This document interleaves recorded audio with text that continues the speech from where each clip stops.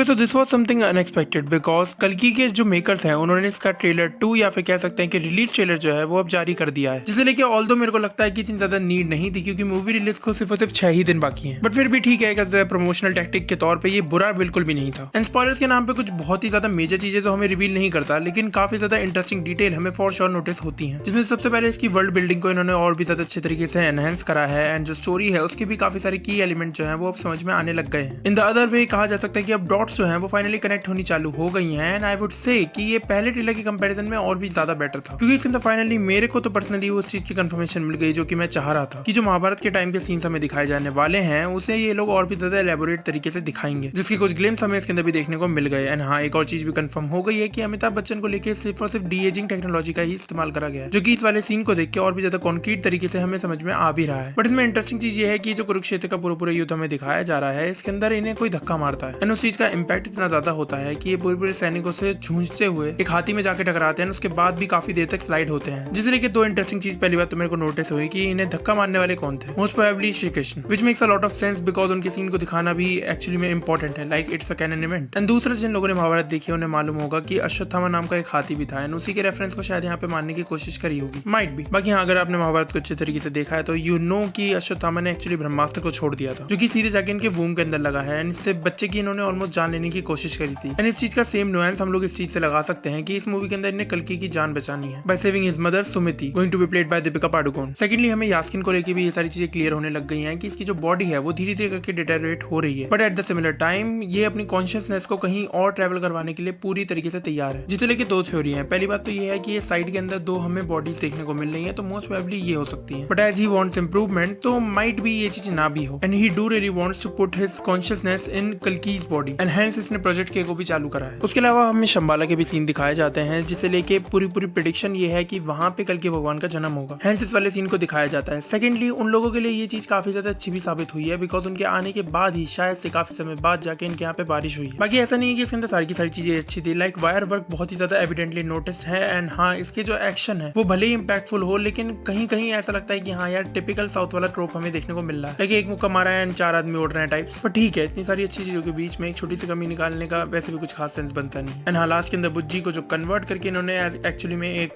Transformer बना दिया है वो भी काफी ज्यादा बढ़िया लग रहा है। लॉन्ग कट शॉर्ट ट्रेलर काफी ज्यादा बढ़िया था, मूवी को लेकर एक्साइटमेंट 7वें आसमान पे है। 27 जून को देखते हैं कि कैसी टर्न आउट होती है। बाकी ये था मेरे ओपिनियन, इसके रिगार्डिंग दोबारा क्या कमेंट करके जरूर बता देना एंड टिल देन बाय।